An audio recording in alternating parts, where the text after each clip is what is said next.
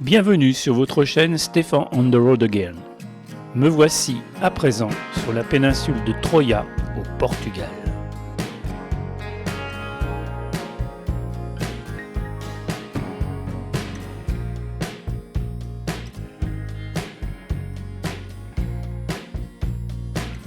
La péninsule de Troia est une étendue de sable de 13 km de long entre l'estuaire du Sado et l'océan Atlantique. Facilement accessible depuis Setúbal, elle est réputée pour ses plages immaculées, ses eaux cristallines et ses dunes bordées de pins. Le développement touristique de Troia est principalement concentré à la pointe nord de la péninsule, où l'on trouve des restaurants gastronomiques, des bars branchés et un grand casino. Cette zone est souvent surnommée les Hamptons du Portugal, en raison de ses villas luxueuses et de ses complexes résidentiels haut de gamme.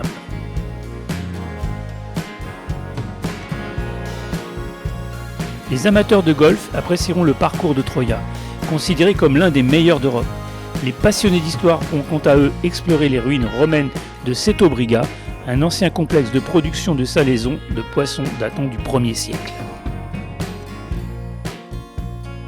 La péninsule offre également des activités telles que des balades à vélo sur des pistes cyclables traversant des paysages préservés et des excursions en bateau pour observer les dauphins résidant dans l'estuaire du Sado.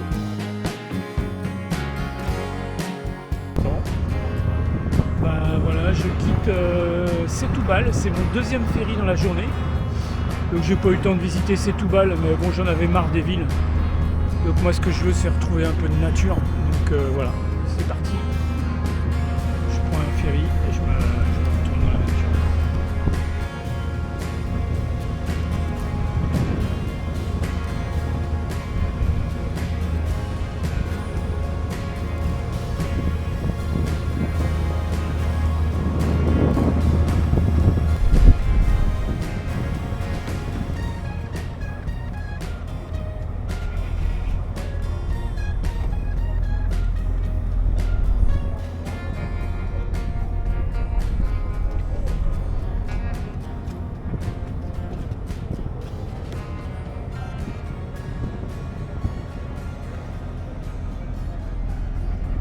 Bon allez, ça devient bon, je vais au vélo.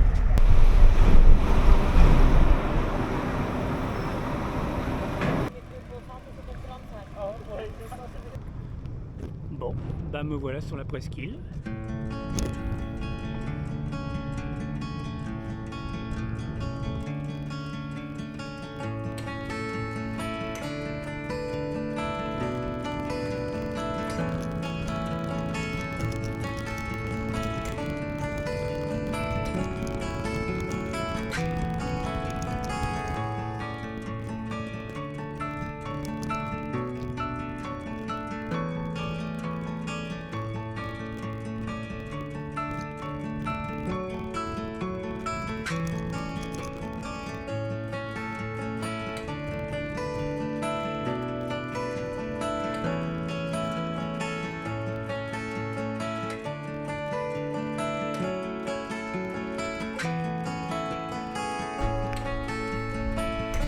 Donc là en vérité je suis arrivé sur la presqu'île de Troia.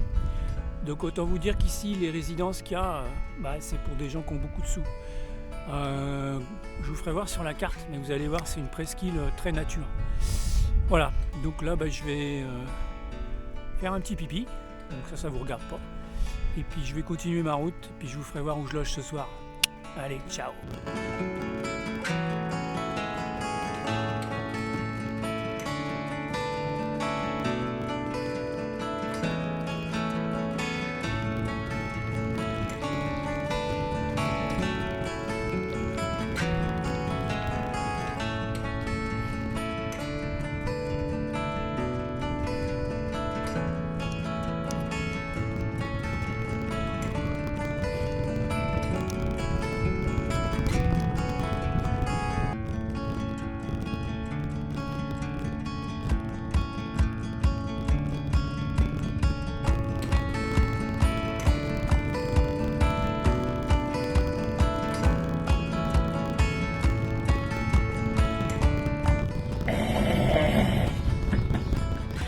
obligé de se réfugier dans un abri de bus.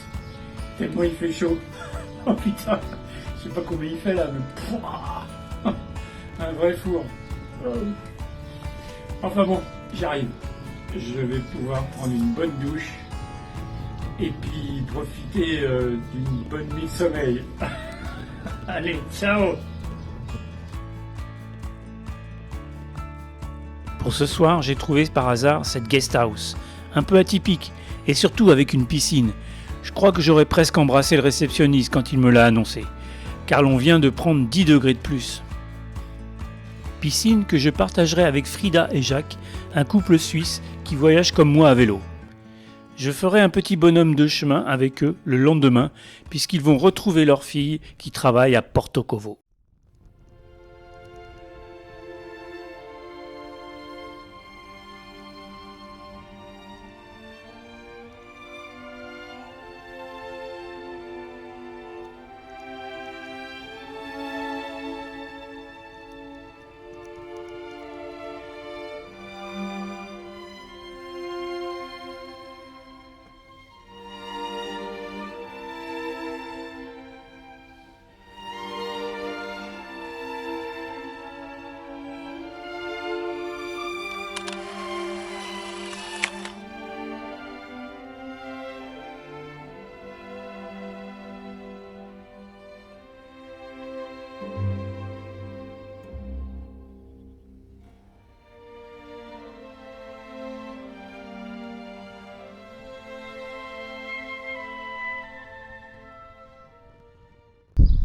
Voilà, c'est le château de Sines.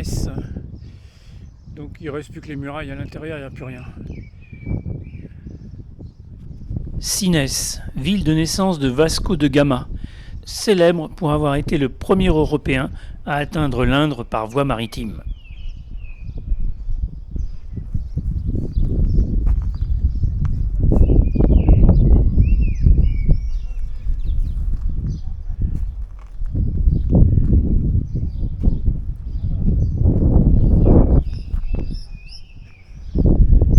Par contre, ils ont une super vue sur le port et la mer. Waouh!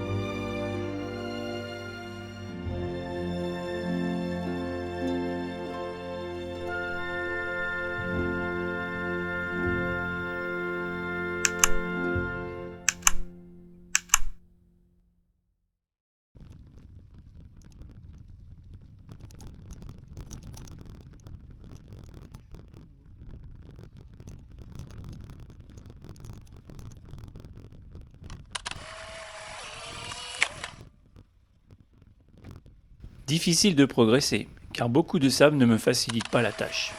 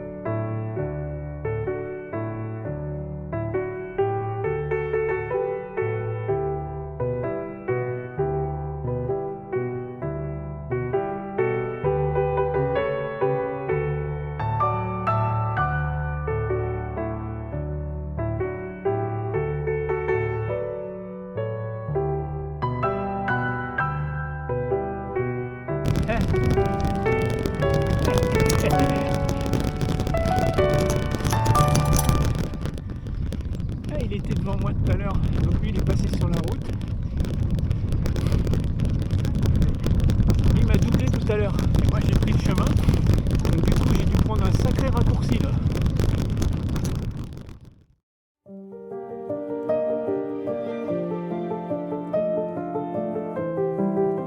Villanova de Milfontes, le village aux 12 plages.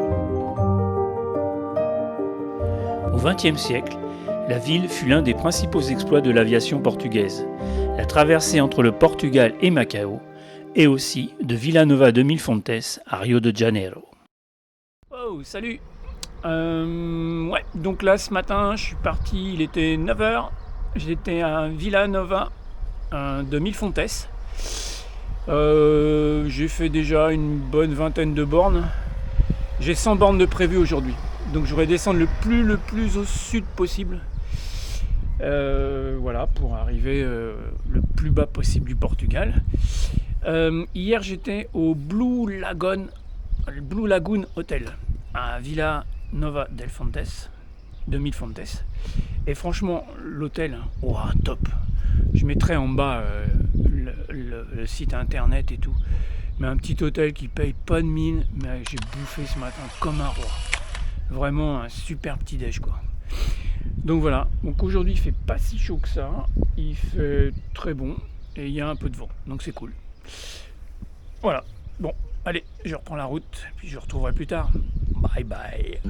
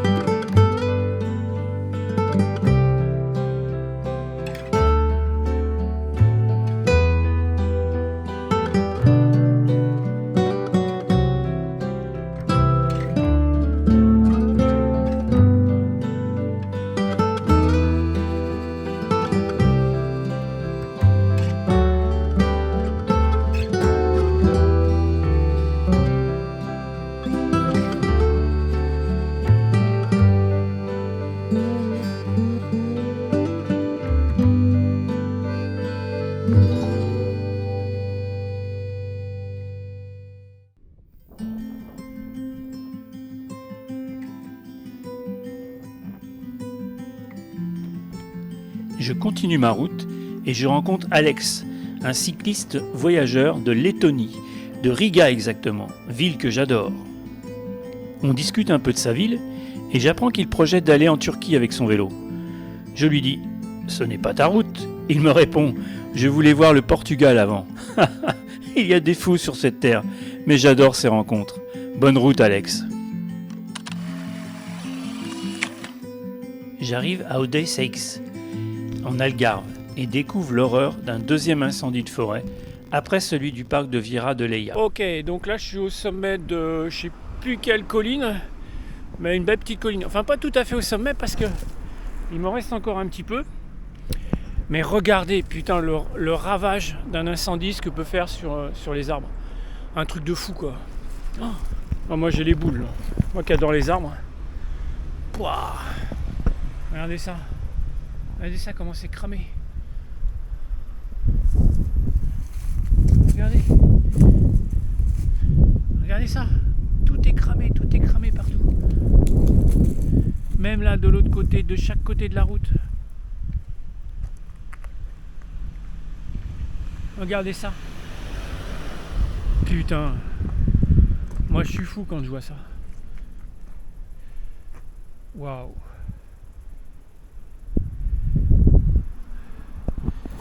Ouais. Bah vous voyez ce qu'on peut faire l'homme.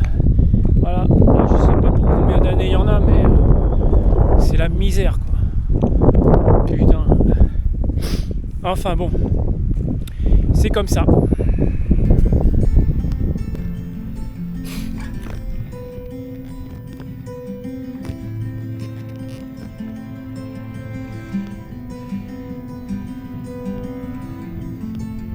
Là j'ai les boules, je monte la côte là, mais quand je vois tous les arbres cramés, bah je me dis putain,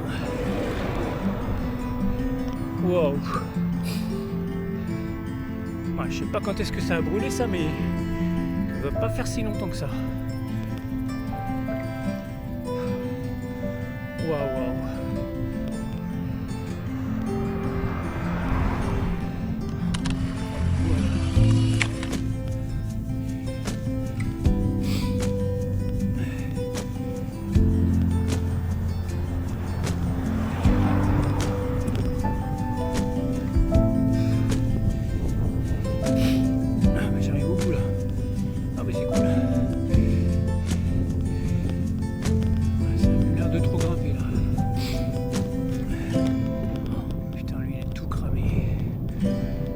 Si vous voyez sur le côté, vous ne verrez pas.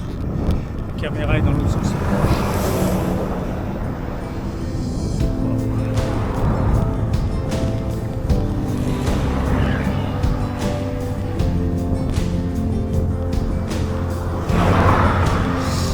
Bon voilà, je crois que j'ai monté la côte là.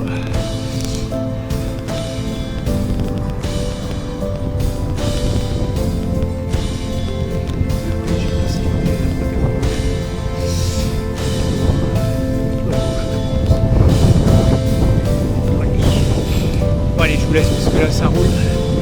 Allez, à plus.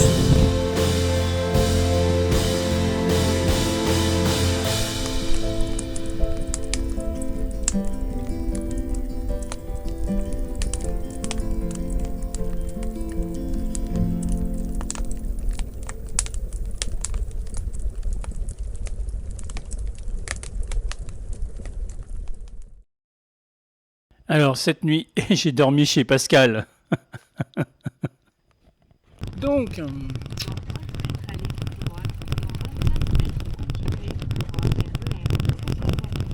bon, j'ai compris, c'est bon, merci, mademoiselle. Donc là, je quitte une sorte de petite hacienda que j'ai trouvée hier, typiquement portugaise,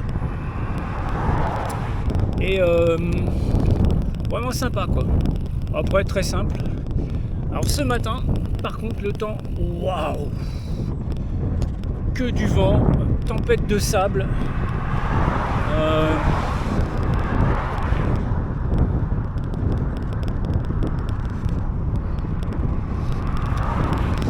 Et toute la nuit, ça a été ça quoi. Du vent, de la pluie. enfin de la pluie. Ouais, il y avait un peu de pluie, pas énorme quoi. Mais c'est couvert de chez couvert. On voit plus le ciel bleu comme hier et tout, c'est waouh. Donc, il y a une voiture.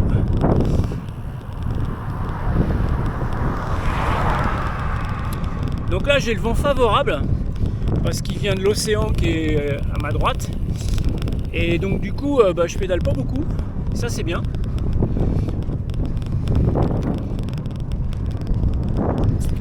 Faire gaffe parce qu'ici, ils roulent comme des fous.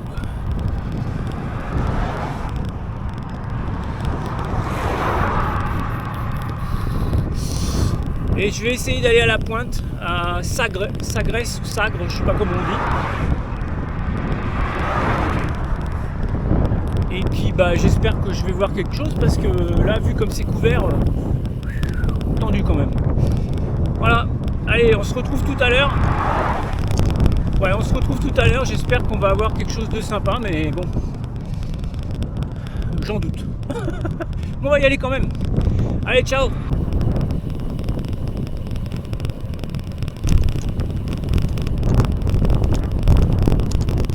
Après quelques kilomètres, j'ai retrouvé un ciel bleu.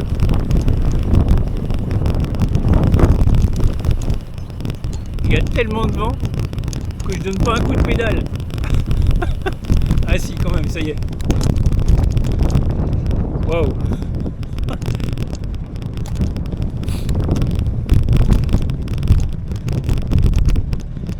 Ouais, parce que ça grimpe. Je suis obligé quand même un peu.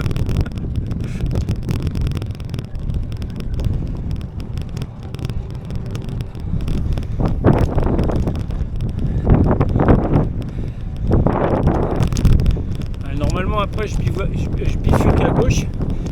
Théoriquement, le vent devrait me porter jusqu'à Portimao. C'est cool parce que je vais pas donner beaucoup de coups de pédale aujourd'hui. Enfin, j'espère. Ah.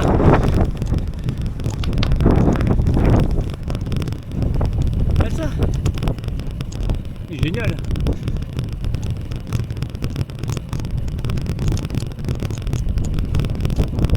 Donc là, il y a un vent qui vous déporte de droite à gauche, enfin un truc de folie quoi, un vent tournant, hyper dangereux. Mais par contre ici, pour accéder jusqu'au phare qui est le bout le plus au sud-ouest de l'Europe et du Portugal, ils ont fait une piste cyclable super large. Je vais vous faire voir, puis on va rouler quelques temps ensemble, vous allez voir. Voilà, ils ont fait cette piste cyclable là. Et franchement c'est bien parce qu'elle est large.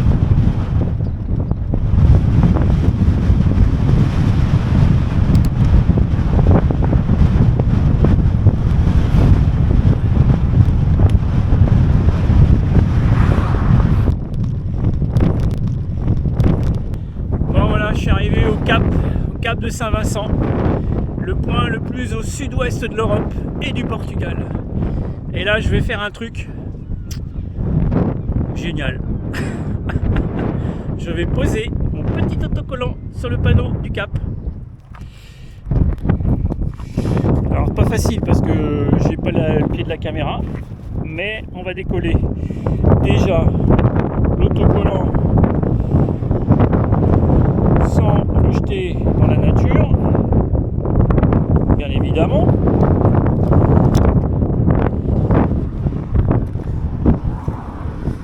Bon, il reste plus beaucoup de place, mais je vais le mettre sur le poteau. Le poteau il bouge jamais, il sera toujours là, alors que le panneau ils peuvent l'enlever et le refaire. Alors je vais le mettre là, regardez.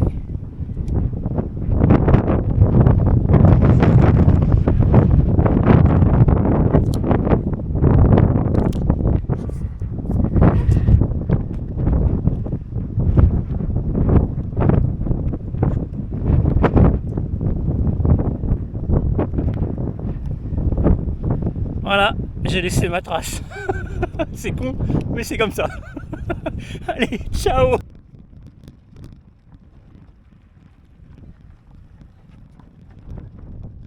Le cap de Saint-Vincent est un promontoire situé à l'extrême sud-ouest du Portugal, dans la région de l'Algarve. Il marque le point le plus occidental de l'Europe continentale, après le Cabo da Roca, près de Lisbonne. Ce lieu est connu pour ses falaises impressionnantes de plus de 60 mètres de haut qui plongent dans l'océan Atlantique. Dans l'Antiquité, ce cap était considéré par les Grecs et les Romains comme un lieu sacré, souvent associé aux dieux et aux mystères de l'océan. Au Moyen Âge, il a pris son nom de Saint Vincent de Saragosse, dont les reliques auraient été transportées ici avant d'être transférées à Lisbonne. Durant l'ère des grandes découvertes, il servait de repère stratégique pour les navigateurs portugais, notamment sous l'égide d'Henri le Navigateur. Il a été le théâtre de plusieurs affrontements, notamment la bataille du Cap Saint-Vincent en 1797 entre la flotte britannique et espagnole.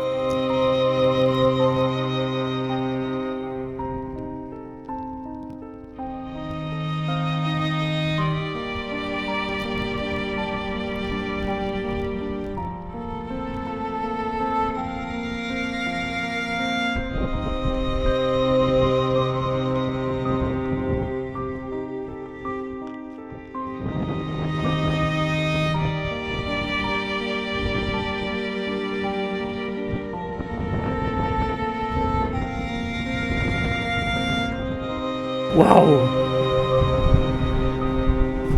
Waouh! Oh la tuerie!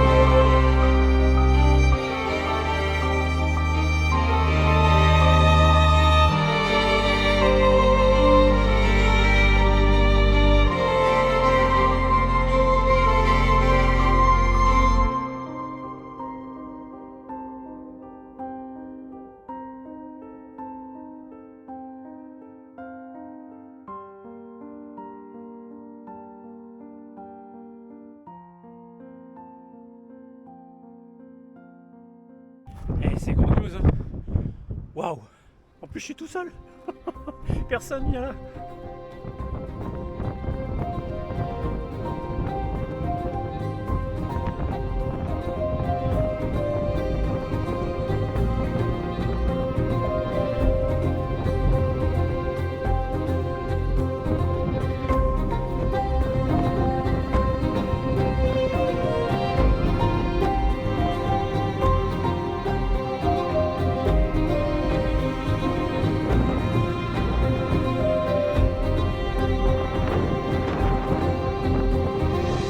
Elle est magique celle-là. Putain.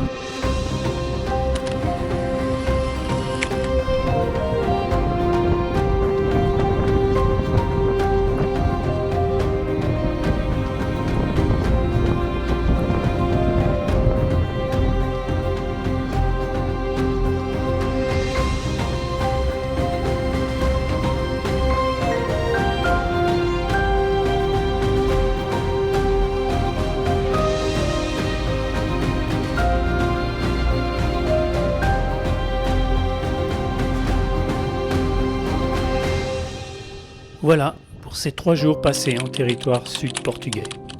Prochaine vidéo où elle va en terre espagnole avec un embarquement ferry pour les îles Canaries. Et n'oubliez pas, un pouce, un abonnement à la chaîne, et si vous avez des questions, j'y répondrai avec plaisir. À ciao, bonsoir.